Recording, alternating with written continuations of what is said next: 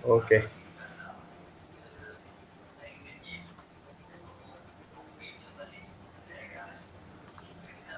Bismillahirrahmanirrahim. Assalamualaikum warahmatullahi wabarakatuh. Pada hari ini, kumpulan kami akan membentangkan tajuk denda ke atas pembayaran lewat dalam tanggungjawab hutang dalam produk pasaran modal Islam, yang mana pembentangan ini di bawah subjek pasaran wang dan modal Islam yang dikendalikan oleh Ustaz Azizi bin Cik Seman. Jadi, bersama saya pada hari ini adalah rakan sekumpulan saya Ahmad Mujahid bin Baharudin, nombor murid 171100955/2, dan saya sendiri Muhammad Luqman Hakim bin Syahidan 170811085/2 akan membuat pembentangan pada hari ini. Pertamanya kita tengok dari segi pembentangan pada hari ini, kami akan buat pecahan kepada 5 bahagian. Yang pertama adalah konsep denda, yang kedua takwid dan gharamah dalam penstrukturan sukuk, yang ketiga takwid dalam suku Malaysia suku global, yang keempat gharamah dalam suku prihatin, dan yang kelima adalah denda menurut perspektif syariah dan kadar yang dibenarkan. Okey, yang pertama, konsep denda takwid. Takwid adalah ganti rugi yang dikenakan ke atas kerugian sebenar. Kerugian sebenar yang dialami oleh penghutang ini adalah kerana penangguhan bayaran dan kelalaian penghutang dalam melaksanakan bayaran. Institusi kewangan boleh mengiktiraf bayaran ganti rugi ini sebagai pendapatan mereka kerana ia dianggap sebagai pampasan ke atas kerugian yang ditanggung oleh pihak penghutang tersebut. Maksudnya di sini, penghutang itu dia lambat membuat pembayaran ataupun ada melakukan penangguhan bayaran, maka penghutang boleh mengadakan takwid kepada penghutang sekaligus sumber daripada takwid itu boleh digunakan sebagai pendapatan. Maka itu yang dikatakan sebagai takwid. Okey, yang kedua adalah gharamah. Gharamah didefinisikan sebagai charge penalti yang dikenakan kepada penghutang sebagai inisiatif pencegahan terhadap kelewatan pembayaran hutang kepada penghutang yang telah melebihi tempoh yang dipersetujui. Namun gharamah tidak dianggap sebagai pendapatan institusi kewangan. Sebaliknya, bayaran penalti tersebut akan disalurkan kepada organisasi yang berbentuk kebajikan. Gharamah juga dikenakan di atas sebab kelewatan membayar hutang, maksudnya dalam satu tempoh itu sudah dipersetujui untuk membayar hutang pada tempoh yang ditetapkan, tapi disebabkan penghutang itu lewat membayar, maka institusi kewangan telah memberi denda gharamah, dan pendapatan daripada gharamah ini institusi kewangan tidak boleh mengambilnya sebagai pendapatan mereka sendiri, tapi perlu disalurkan kepada badan-badan kebajikan yang telah ditetapkan oleh badan syariah itu sendirilah. Okey. Sekarang kita tengok pada takwid dan gharamah dalam perstrukturan suku. Bagaimana benda ini boleh terjadi? Yang pertama, penerbit suku akan menjalankan kontrak bersama dengan pelabur untuk mendapatkan dana melalui akad yang dipersetujui. Okey. Kemudian yang kedua, setelah mendapat dana daripada pelabur suku, penerbit suku akan menjalankan aktiviti pelaburan untuk menghasilkan keuntungan untuk membayar kembali hutang daripada pelabur suku serta memberi keuntungan seperti mana yang dipersetujui pada awal kontrak. Okey.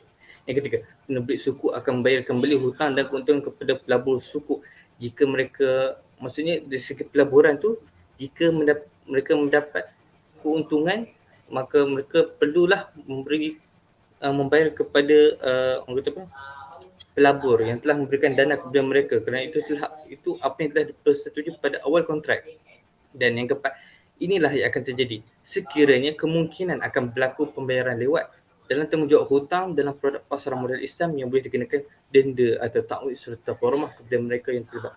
Maksudnya dekat sini, jika mereka lawat membayar keuntungan ataupun modal kepada pelabur seperti apa yang telah dinyatakan pada awal kontrak pada tempoh yang telah ditetapkan, maka pelabur-pelabur ini boleh mengenakan takwid atau gharamah untuk menanggung kerugian lah.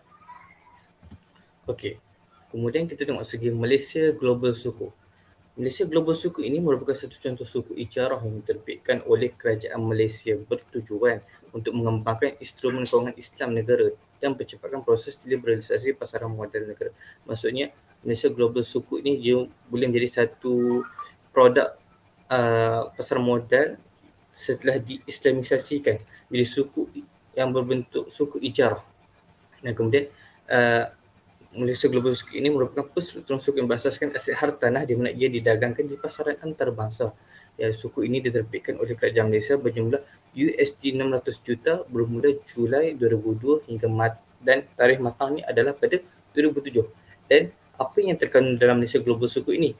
Yang terkandungnya adalah hartanah kerajaan di Malaysia yang melibatkan aset hartanah seperti Hospital Selayang, Hospital Tengku Ampuan Rahimah dan aset hartanah yang melibatkan beberapa pejabat kerajaan di Jalan Duta. Jadinya suku Jarrah ini di mana ia didagangkan?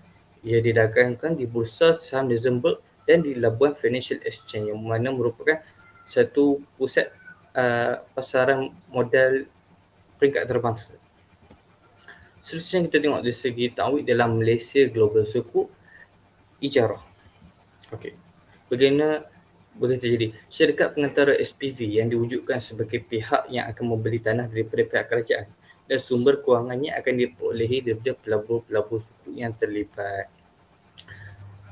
Kemudiannya, SPV akan menyewakan tanah tersebut kembali kepada pihak kerajaan dan pembayaran sewa syarikat tersebut adalah sebanyak 2 kali setahun. Jadi, apakah kadar sewa yang digunakan untuk membuat pembayaran 2 kali setahun ini? Kadar yang digunakan adalah merujuk kepada LIBOR atau London Interbank Overnight Rate dengan tambahan sekitar 0.95%. Kadar dan bayaran sewa inilah yang akan diberikan kepada para pelabur suku. Kadar sewa ini adalah pulangan tetap yang akan diperoleh oleh para pelabur yang melabur dalam suku Ijarah Malaysia Global Suku ini. Jika berlaku kemungkinan di mana kerajaan lewat akan melaksanakan tanggungjawab hutangnya pada ketika ini, pelabur-pelabur suku berhak untuk menuntut takwid iaitu bayaran ganti rugi jika berlaku kerugian sebenar pada pelaburan mereka tersebut. Bila sampai tempoh matang, ikut tempoh yang dipersetujui bersama pada awal kontrak, kerajaan akan mengambil atau membeli semula aset tanah yang disewa tersebut. Dan seterusnya saya serahkan kepada Ahmad Mujib untuk meneruskan pembincangan ini. Silakan.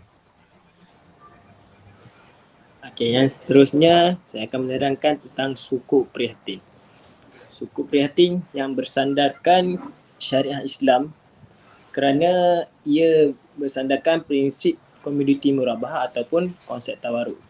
Suku prihatin ini ialah suku di Malaysia yang merupakan suku tanpa sijil ataupun iaitu suku digital ketika itu dilaksanakan oleh Perdana Menteri Tan Sri Muhyiddin Yassin yang diperkenalkan oleh Kerajaan Malaysia pada 18 Ogos 2020.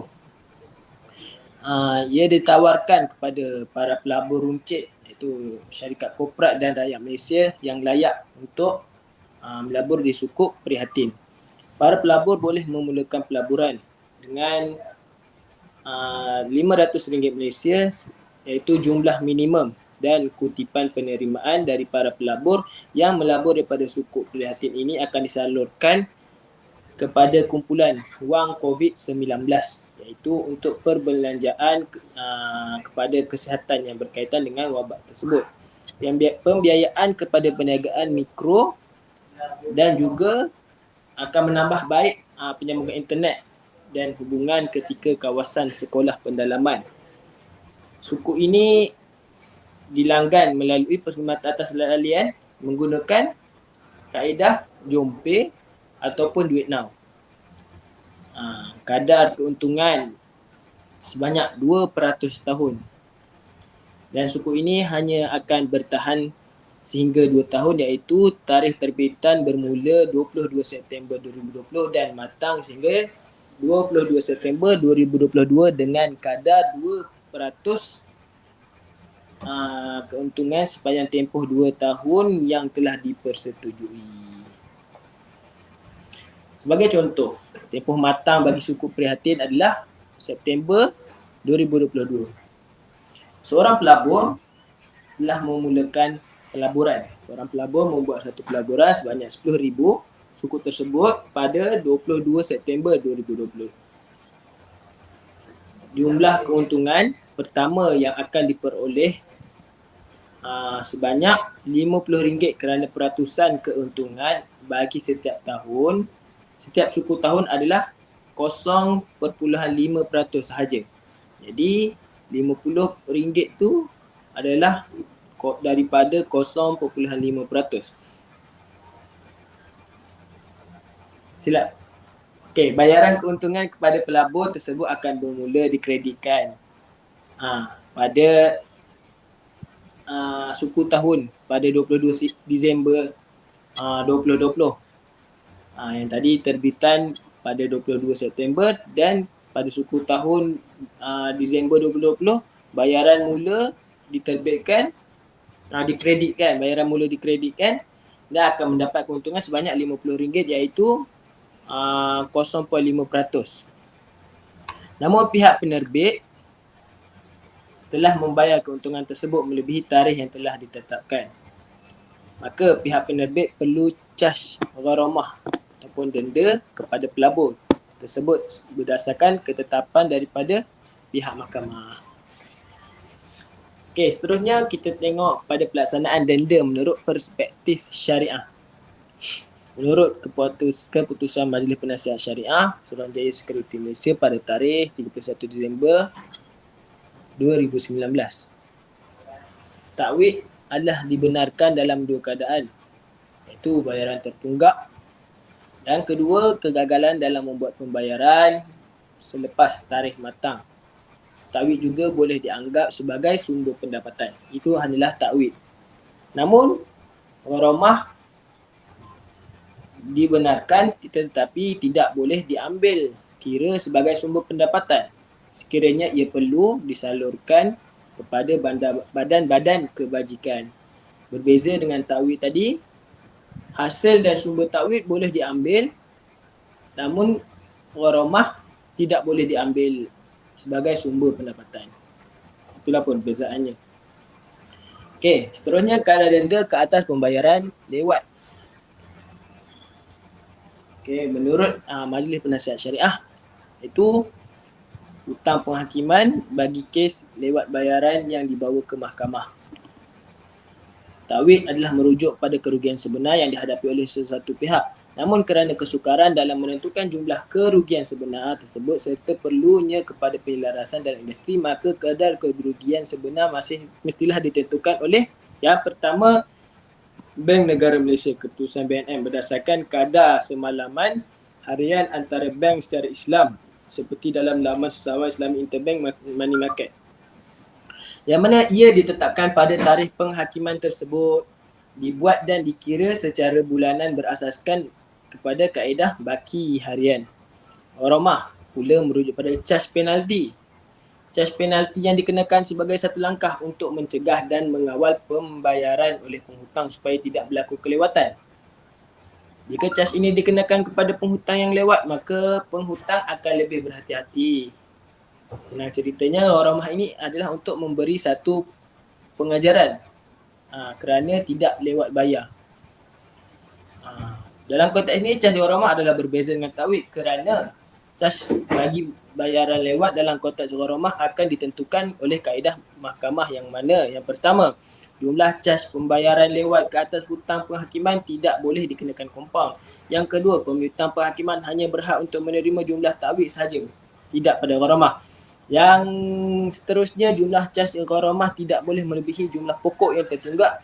Yang terakhir, jumlah pengiraan cas pembayaran lewat tersebut bagi penghutang penghakiman adalah dikenakan ke atas jumlah asas dalam penghakiman, iaitu jumlah pokok yang tertunggak dan tidak termasuk cas pembayaran lewat sebelum penghakiman dan kos-kos lain. Seterusnya, kes kelewatan pembayaran yang tidak dibawa ke mahkamah. Kemungkiran pembayaran sebelum tarikh matang. Takwid dikenakan tetapi tidak boleh melebihi kadar 1% daripada jumlah tertunggak dan tidak boleh juga dikenakan kompaun. Gharamah juga boleh dikenakan dan gabungan antara kedua kadar takwid dan gharamah tidak melebihi kadar 10% daripada jumlah tertunggak, sebagaimana yang ditentukan oleh Majlis Penasihat Syariah dari masa ke semasa. Seterusnya, kemungkiran pembayaran selepas tarikh matang. Takwid dan gharamah boleh dikenakan. Takwid mestilah tidak melebihi kadar semasa semalaman harian pasaran wang antara bank secara Islam ke atas baki tertunggak. Gharamah tidak boleh melebihi sebanyak 10%, seperti mana yang ditentukan oleh Majlis Penasihat Syariah.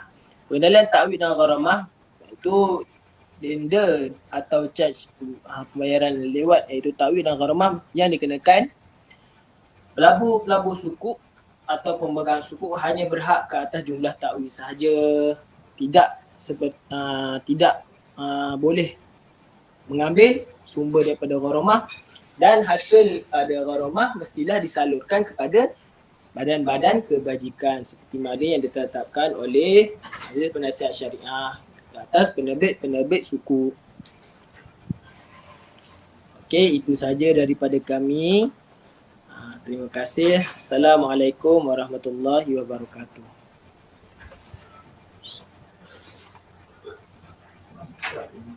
Ikut bantai.